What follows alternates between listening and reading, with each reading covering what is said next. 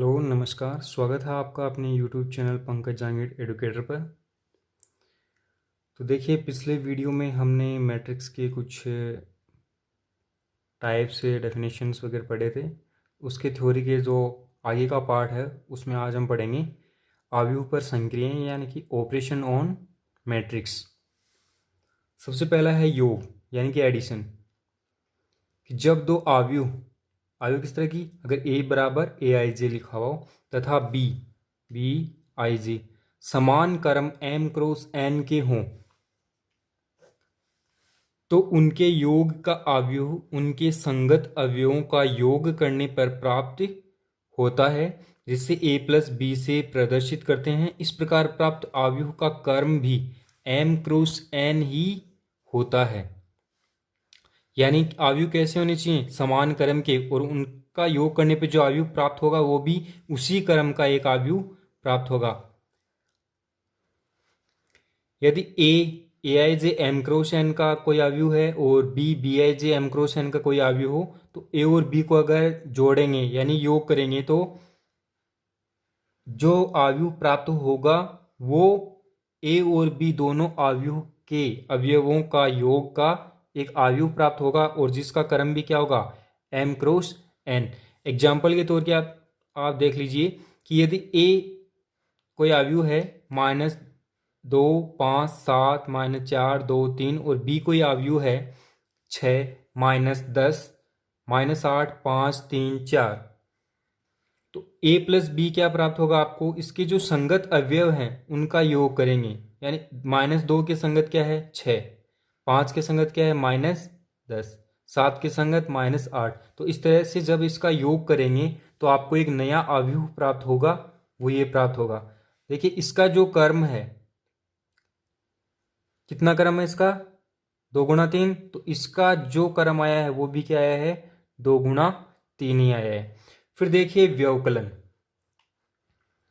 कि जब दो अवयव ए तथा बी समान क्रम के हों, यहां पर भी क्या है, समान क्रम के हों, तो इनका व्यवकलन ए माइनस बी से निरूपित होता है तथा इससे ए के अवयवों में से बी के संगत अवयवों को व्यवकलन कर प्राप्त करते हैं।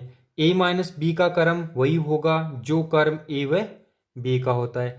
तो अगर हम माने कि A I J M cross N का है, B I J M cross N का है, तो A minus B A I J minus B I J किस क्रम का होगा, एम क्रॉस एन का। उदाहरण के लिए आप देख लीजिए कि अगर कोई एक अवयव ए है 1 2 3 4 5 6 और अवयव बी है 7 8 9 3 2 1, तो ए माइनस बी जो अवयव आप निकालोगे वो ए के संगत अवयव में से बी के संगत अवयव को व्यवकलन यानी कि माइनस करके निकलेगा।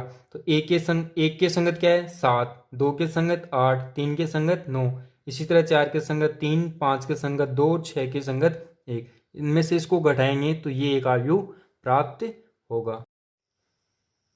अब देखिए गुणन, दो अवयव ए तथा बी का गुणन परिभाषित होता है, कब होता है, यदि अवयव ए के स्तंभों की संख्या अवयव बी के पंक्तियों की संख्या के बराबर हो।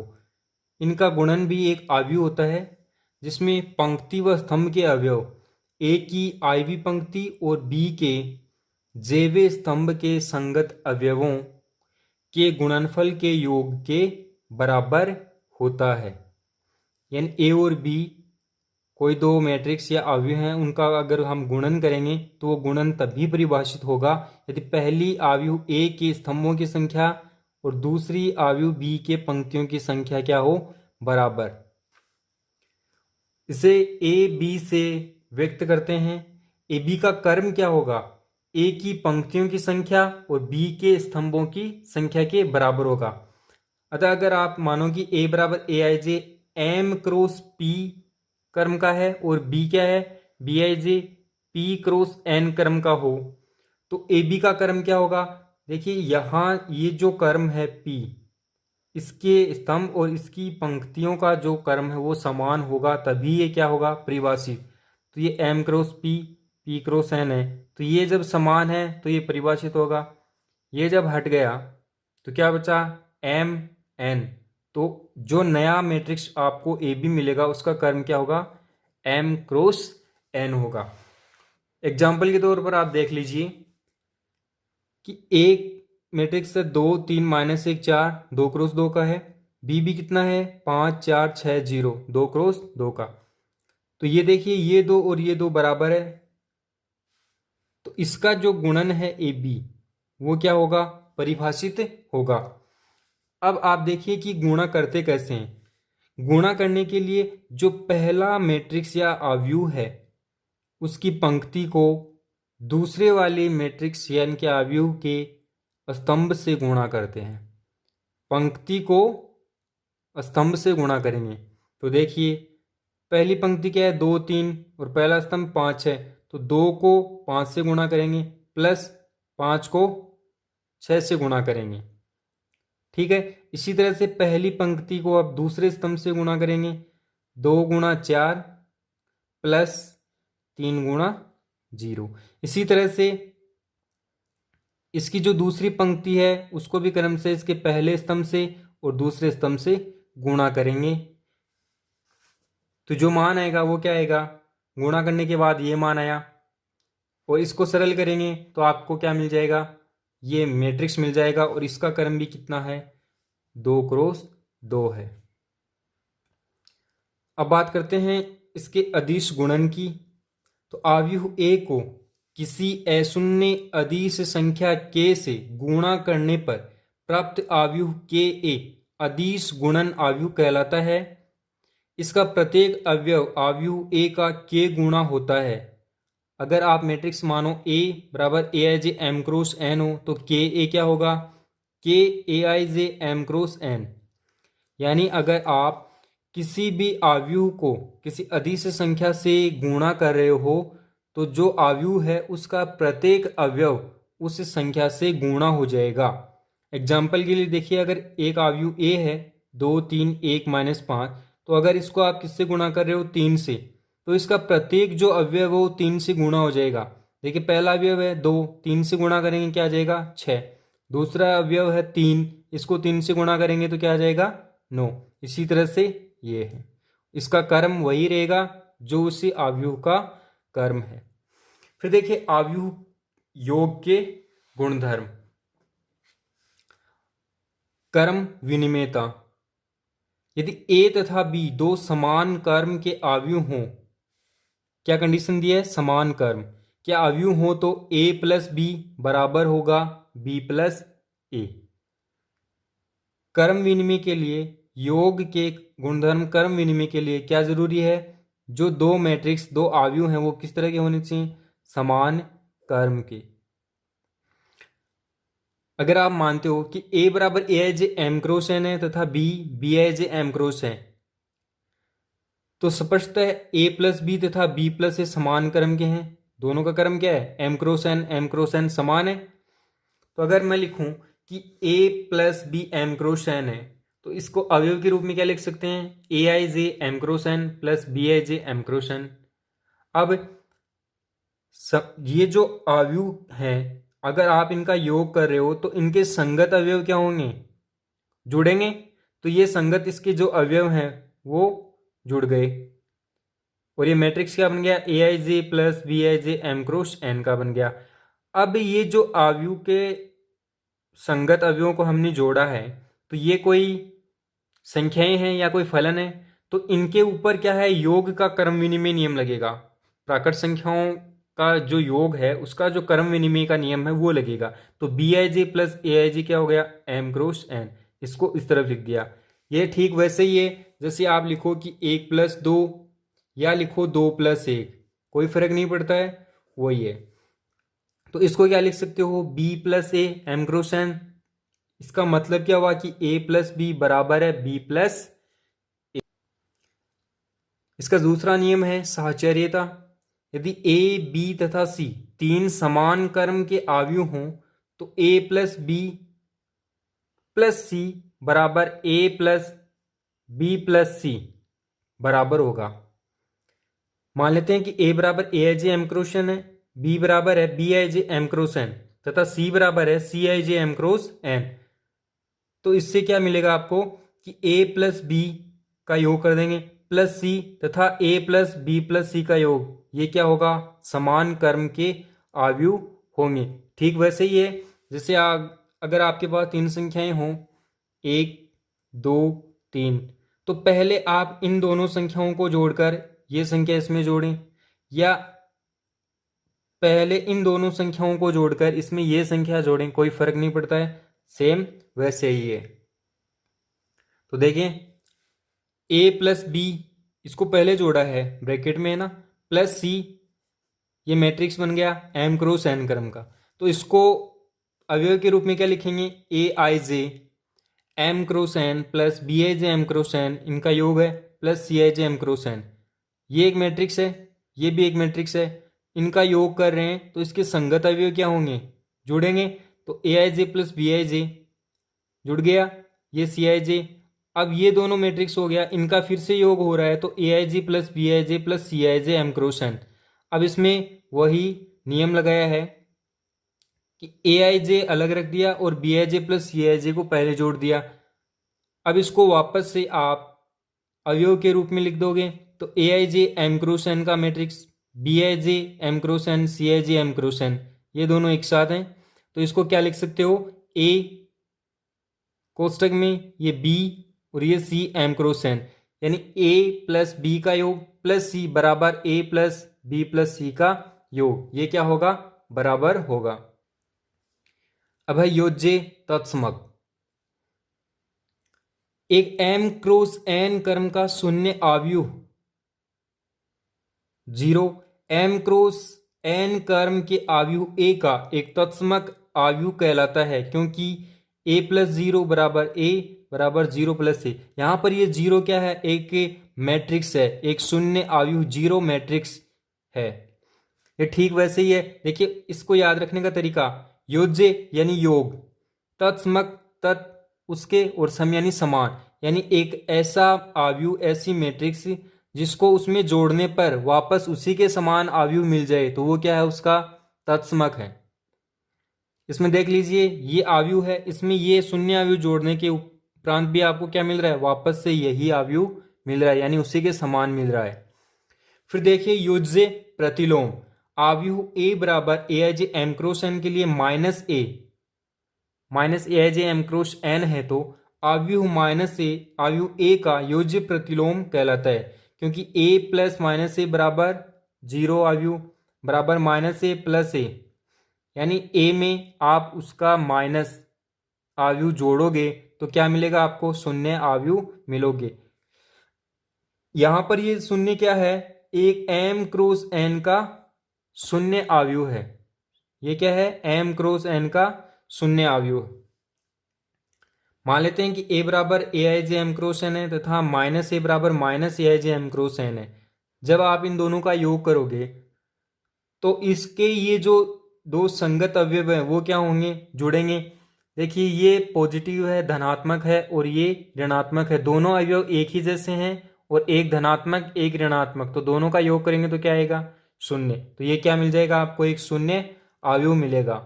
ये शून्य क्या है, शून्य अवयव है, किस क्रम का है, m क्रॉस n का। ठीक है, तो माइनस ए प्लस ए बराबर a प्लस माइनस ए, और a प्लस माइनस ए बराबर शून्य अवयव बराबर माइनस ए प्लस ए। इसके बाद देखिए निरसन नियम, कैंसिलेशन लो। यदि a b c एक ही क्रम के तीन अवयव हैं तो a प्लस बी बराबर a प्लस सी किसके बराबर होगा, b बराबर c के, यानी इस तरफ का ये जो a है इसके वाम यानी कि लेफ्ट हैंड साइड में है तो ये हट जाएगा, वाम निरसन नियम बोलेंगे इसको। तथा b प्लस ए बराबर c प्लस ए, ये भी क्या होगा, b बराबर c। ये जो a इस तरफ है इसकी राइट हैंड साइड में है, ये हट जाएगा, इसको आप बोलते हैं दक्षिण निरसन नियम। जिस तरह से अवयव के योग के गुणधर्म थे उसी तरह से अवयव के गुणन के भी गुणधर्म है। पहला है कर्म विनिमयता। तो देखिए सामान्यतः ये जो अवयव है वो गुणन कर्म विनिमय गुणधर्म का पालन नहीं करता है, यानी कि ए बी बराबर नहीं होता है बी ए के। लेकिन कुछ परिस्थितियों में ये बराबर होता भी है। किस तरह की परिस्थितियां हो सकती हैं वो, कि समान कोटि के विकर्ण आव्यूह का गुणन क्रम विनिमय होता है। एग्जाम्पल देख लीजिए कि अगर ए 1,0,0,2 बी है 3,0,0,4, तो इस स्थिति में ए बी बराबर क्या है, बी ए है। तो ए बी बराबर बी ए क्या आया है, 3,0,0,8। इसका जो नेक्स्ट नियम है वो है साहचर्यता का नियम, कि यदि आव्यूह ए बी तथा सी आवश्यक गुणन ए बी तथा बी सी के लिए अनुकूलनीय हो तो आव्यूह गुणन के लिए साहचर्य नियम का पालन करता है। यानी ए और बी का गुणा करने के उपरांत आप उसको अगर सी से गुणा करो और बी और सी को पहले गुणा करके फिर उसको अगर आप ए से गुणा करो और ये दोनों क्या आए बराबर, तो वो किस नियम का पालन करेगा, साहचर्यता के नियम का। फिर है तत्समकता। इकाई आव्यूह ही आव्यूह गुणन के लिए तत्समक आव्यूह कहलाता है। अर्थात ए आई एन, यहां पर जो आई एन है वो एक यूनिट मैट्रिक्स है एन क्रम का। अगर ए यहां पर एन क्रम का है तो ये इकाई आव्यूह भी किस क्रम का है, एन क्रम का। तो ए आई एन बराबर आई एन ए किसके बराबर है, ए, यानी उसी के समान। देखिए इसका पूरा नाम गुणन तत्समक है, कि किसी आव्यूह को गुणा कर, किस आव्यूह से गुणा करें कि वापस से वही आव्यूह आपको मिले, तो वो क्या है, उसी क्रम का इकाई आव्यूह है। फिर देखिए बंटनता, कि यदि आव्यूह ए बी तथा सी आवश्यक योग तथा गुणन के लिए अनुकूलनीय हो तो आव्यूह गुणन के लिए बंटन नियम का पालन करता है। अब देखिए बंटन नियम होता क्या है, कि अगर आपके पास तीन कोई मैट्रिक्स ए बी सी है, बी और सी को आप पहले योग कर रहे हो और ए उसके साथ क्या हो रहा है, गुणा हो रहा है, तो इसका ये जो ब्रैकेट है वो जब ओपन होगा तो आपको क्या मिलेगा, ए का बी के साथ गुणा मिलेगा प्लस ए का सी के साथ। इसी तरह से अगर ए प्लस बी पहले से आप जोड़ रहे हो और फिर उसके साथ सी को गुणा कर रहे हो तो आपको क्या मिलेगा, ए गुणा सी प्लस बी गुणा सी। अब है आव्यूह अदिश गुणन के गुणधर्म, कि यदि ए तथा बी दो समान क्रम की आव्यूह है तथा के व एल दो अदिश राशियां हैं। देखिए बात जो बताएगी है वो क्या है, समान क्रम। क्या है, समान क्रम होना चाहिए। के और एल क्या है, दो अदिश राशियां हैं, तो के प्लस एल इनका गुणा किसके साथ हो रहा है, मैट्रिक्स ए के साथ। तो के ए से गुणा होगा प्लस एल ए से गुणा होगा। यह आपने समझ लिया है कि अगर कोई अदिश संख्या मैट्रिक्स से गुणा होती है तो उस मैट्रिक्स का प्रत्येक अवयव उस अदिश संख्या से गुणा हो जाता है। दूसरा होगा अगर के ए प्लस बी हो। अब यहां पर ए प्लस बी क्या है, दोनों समान क्रम के आव्यूह हैं, तभी इनका क्या है, योग है वो हो सकता है।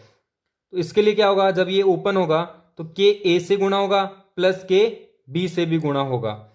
इसी तरह से अगर ये देखिए यहां पर के और एल दोनों जो अदिश राशि हैं वो ले लिए हैं, कि एल है वो ए से पहले से गुणा है और उसको आप फिर से किससे गुणा कर रहे हो, के से। तो ये क्या होगा, एल के ए, यानी दोनों अदिश गुणा हो जाएंगे, उसके गुणन के बराबर जो संख्या आएगी उसको आप इस आव्यूह से गुणा कर सकते हो, या फिर इसको पहले आप के से गुणा कर दो फिर एल से गुणा कर दो तो भी क्या आएगा, वही मान आएगा। नेक्स्ट है कि एक गुणा ए, यानी आव्यूह को अगर आप एक से गुणा कर रहे हो तो आपको वापस से वही आव्यूह मिलेगा। इसी तरह से अगर आप आव्यूह ए को -1 से गुणा करोगे तो आपको -a मिलेगा, यानी उस आव्यूह का माइनस हो जाएगा, प्रत्येक अवयव क्या हो जाएगा, माइनस से गुणा हो जाएगा। फिर आप देखिए गुणन प्रतिलोमी आव्यूह, यदि समान क्रम के दो आव्यूह, क्या बताया गया है, समान क्रम के दो आव्यूह ए तथा बी का गुणन इकाई आव्यूह हो तो क्या होना चाहिए, इकाई आव्यूह। तो बी को ए का गुणन प्रतिलोमी आव्यूह तथा ए को बी का गुणन प्रतिलोमी आव्यूह कहते हैं। यानी ए बी बराबर आई आई यहाँ पर क्या है, यूनिट मैट्रिक्स इकाई आव्यूह बराबर बी ए हो तो ए तथा बी परस्पर गुणन प्रतिलोमी कहलाते हैं। यानी ए और बी तो समान क्रम के आव्यूह अगर हैं और उनका गुणा एक इकाई आव्यूह आए तो वो दोनों आव्यूह ए और बी एक दूसरे के गुणन प्रतिलोमी आव्यूह कहलाएंगे। उदाहरण के तौर पर देखिए कि अगर एक मैट्रिक्स ए 2 3 1 2 है और दूसरा मैट्रिक्स बी है 2 -3 -1 2, ये दो आव्यूह हो गए। अगर आप इनका गुणा करोगे ए बी, देखिए ये 2 क्रॉस 2 का है, ये भी 2 क्रॉस 2 का है, तो इनका गुणा हो सकता है। तो जब इनका गुणा ए बी करेंगे तो ये जो मान आएगा वो आएगा 1 0 0 1, यानी एक इकाई मैट्रिक्स आ गया 2 क्रॉस 2 का। इसी तरह से अगर आप बी ए निकालोगे यानी बी को ए से गुणा करोगे तो भी यही एक इकाई मैट्रिक्स आएगा। इसका मतलब बी ए का क्या है, व्युत्क्रम है। इसको क्या लिख सकते हैं, बी बराबर ए इनवर्स। इसी तरह से ए बी का क्या है, व्युत्क्रम है। ए बी का क्या है, व्युत्क्रम। तो इसको क्या लिख सकते हैं, ए बराबर बी इनवर्स। फिर देखिए शून्य के भाजक यानी जीरो डिवाइजर। यदि दो अशून्य आव्यूह ए तथा बी का गुणन ए बी एक शून्य आव्यूह हो तो ए तथा बी शून्य के भाजक कहलाते हैं। यानी दो आव्यूह ए बी का गुणन क्या आना चाहिए, एक शून्य आव्यूह आना चाहिए। तो वो दोनों आव्यूह एक दूसरे के क्या कहलाएंगे, शून्य भाजक कहलाएंगे। उदाहरण के तौर पे देखिए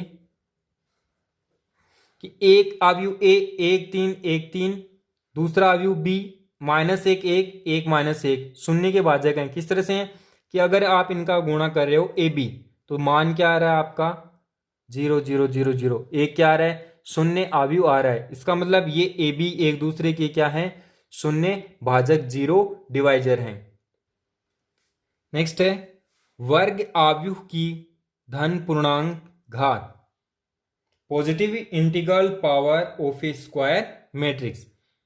एक वर्ग आव्यूह ए कैसी आव्यूह है, वर्ग आव्यूह, यानी उसके रो और कॉलम क्या है, बराबर हैं, को स्वयं से गुणा करने पर गुणनफल को ए की घात 2 से, ए की घात 2 को पुनः ए से गुणा करने पर प्राप्त गुणनफल को ए की घात 3 से, तथा इसी प्रकार आव्यूह ए की घात n-1 को जब ए से गुणा करते हैं तो प्राप्त आव्यूह को ए की घात n से व्यक्त करते हैं। अर्थात अगर एक ही आव्यूह ए है उसको उसी आव्यूह से गुणा करोगे तो क्या आएगा, ए की घात 2, ए की घात 2 को ए से गुणा करोगे तो क्या आएगा, ए की घात 3। इसी तरह से अगर आप ए की घात n-1 को ए से गुणा करोगे तो क्या आएगा, ए की घात n। अब इसी के ऊपर कुछ अन्य सूत्र हैं वो भी देख लीजिए कि अगर एक आव्यूह ए है उसकी घात कितनी है m, दूसरी आव्यूह एक है उसकी घात कितनी है n। अगर आप इन दोनों को गुणा करोगे तो जो आपको रिजल्ट मिलेगा यानी जो आव्यूह मिलेगा वो क्या होगा, a की घात m प्लस n का होगा। इसके ऊपर घात कितनी आ जाएगी, m प्लस n। दूसरा देखिए एक की घात m है और फिर उसकी भी घात क्या है, n, यानी एक की घात m का जो आव्यूह है अगर आप उसको n बार गुणा कर रहे हो तो क्या मिलेगा आपको, a की घात m n। इसको इस तरह से लिख सकते हैं कि a की घात n है उसकी घात क्या है, m। तीसरा है आई एम बराबर आई। आई यहां पर क्या है, यूनिट मैट्रिक्स है। अगर इसकी घात m है तो भी आपको क्या मिलेगा, वापस से एक यूनिट मैट्रिक्स इकाई आव्यूह ही मिलेगा। फिर यदि ए एक n कोटि का आव्यूह है तो a की घात 0 बराबर क्या है, आई एन। अगर a कितनी कोटि का है, n कोटि का, तो उसकी अगर घात क्या है, 0 है, तो आपको n कोटि का एक इकाई आव्यूह मिलेगा। अब देखिए ये सूत्र हैं, देखने में आपको अलजेब्रा के सूत्र के जैसे लगेंगे कि a प्लस बी का होल स्क्वायर, जिस तरह से उसमें होता है a प्लस बी का होल स्क्वायर बराबर a square plus B square plus 2ab, लेकिन वो अलजेब्रा है और ये क्या है, मैट्रिक्स। तो इसमें थोड़ा अलग होगा, ध्यान में रखना है कि a प्लस बी, यहां पर a और b क्या है, दोनों मैट्रिक्स हैं और कैसे हैं, समान क्रम की है, तभी उनका क्या हो रहा है, योग हो रहा है। तो a प्लस बी का स्क्वायर ये क्या होगा, a square plus B square plus A B plus B A. और अगर a माइनस बी का स्क्वायर हो तो a square plus B square minus A B minus B A. फिर है कि ए प्लस बी का गुणा ए माइनस बी के साथ अगर हो तो क्या आएगा, ए को ए से गुणा करेंगे ए स्क्वायर, बी को माइनस बी से गुणा करेंगे तो माइनस बी स्क्वायर, फिर इस ए को माइनस बी से गुणा करेंगे तो देखिए ए इस तरफ है और बी उस तरफ है, ये कैसा निशान है, माइनस का, तो माइनस और ए बी, फिर ये बी है और ए है, दोनों प्लस प्लस हैं तो प्लस बी ए। इस तरह से A minus B A plus B को जब गुणा करेंगे तो ये आएगा A square minus B square plus A B minus B A. Next देखिए कि यदि ए है डायगोनल, डी आई ए जी यहां पर है डायगोनल, यानी किसी भी आव्यूह का जो डायगोनल एलिमेंट्स हैं वो, यदि लेमडा 1 लेमडा 2 लेमडा एन है तो ए की पावर एन यानी ए की एन घात का जो आव्यूह आपको मिलेगा उसके डायगोनल के जो एलिमेंट्स होंगे, जो अवयव होंगे, वो होंगे लेमडा 1 की पावर एन, लेमडा 2 की पावर एन और लेमडा एन की power N, for all N belongs to N. यानी ये जो एन है वो किससे बिलोंग कर रहा है, प्राकृत संख्या नेचुरल नंबर एन से बिलोंग कर रहा है। इसी तरह से जो प्रतिलोम आयु है उसके भी कुछ सूत्र हैं कि ए के इनवर्स का इनवर्स यानी ए के प्रतिलोम का प्रतिलोम, वापस से आपको वही आयु मिलेगा। एटी ए का ट्रांसपोज, अगर उसका आप प्रतिलोम निकालोगे तो वो ए के प्रतिलोम के ट्रांसपोज के परिवर्त मैट्रिक्स के बराबर होगा। ए की पावर एन का इनवर्स ए के इनवर्स की पावर एन के बराबर होगा। यदि एडजेसेंट ए का इनवर्स है तो वो एडजेसेंट ए के इनवर्स के बराबर होगा। ए इनवर्स 1 डिटर्मिनेंट ए, यहां पर ये क्या है, डिटर्मिनेंट है, ये मैट्रिक्स नहीं है, डिटर्मिनेंट, इसके बराबर होगा। ओके दोस्तों, वीडियो देखने के लिए धन्यवाद। अगर आप चैनल पर नए हैं तो चैनल को सब्सक्राइब कीजिए, वीडियो को लाइक व शेयर कीजिए।